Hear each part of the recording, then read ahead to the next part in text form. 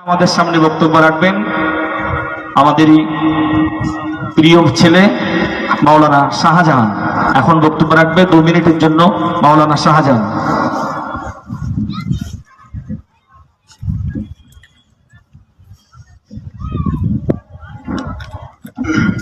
আসসালামু আলাইকুম ওয়া রাহমাতুল্লাহি ওয়া বারাকাতুহু।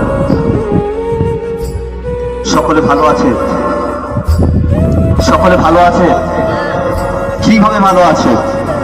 আপনার সম্পত্তিগুলো কেড়ে নিয়েছেন, আপনারা বলছে ভালো আছি।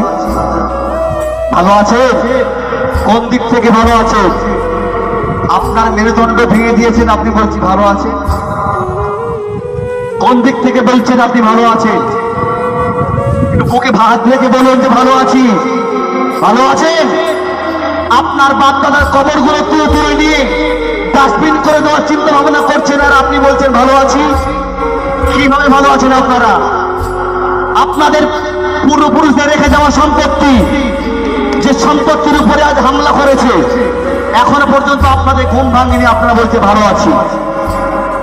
এ ভালো আছি শব্দ বাদ দেন, এ শব্দ বাদ দেন। আগামী 26শে এপ্রিল শনিবার যে জিহাদের ঘোষণা দেওয়া হয়েছে, অনেক রকম সোশ্যাল মিডিয়ার মাধ্যম দিয়ে কথা শুনছেন যে ওদিনে ও সমাবেশটা হবে না। আমি আপনাদেরকে বলছি, চাই ওদিনে সমাবেশ হোক বা নাই হোক, আপনারা আপনাদের বাড়ির থেকে স্ত্রীর কাছে অনুমতি নিয়ে নেবেন যে আমরা চলে যাচ্ছি জিহাদের ময়দানে। যদি ফিরে আসি তাহলে গাজী হয়ে ফিরে আসবো, আর যদি ফিরে যাই, যদি জান চলে যায়, শহীদের দরজায় ফিরে যাবে, আর রোজ কিয়ামতে তোমাদের সঙ্গে আমাদের দেখা হবে। সকলে রাজি আছেন তো? সকলে রাজি আছেন তো? ইনশাআল্লাহ আমরা আগামীতে ওই সমাবেশে আমরা সকলে জাতি বর্ণ ধর্ম নির্বিশেষে আমরা সকলে ওই দিনেতে সমাবেত হবে ইনশাআল্লাহ। যে কথা আমার বলার ছিল, আজকের যখন আমাদের সম্পত্তির উপরে আঘাত করলো, আমরা যখন এই বিষয়ের উপরে যখন কোনো আন্দোলন করার চেষ্টা করি, কিছু সংখ্যক মুসলমান তারা বলে এই গাদ্দার নামক মুসলমান বলে ওয়াকফ সম্পর্কে তোমার যদি আন্দোলন করতে হয় তুমি দিল্লি চলে যাও।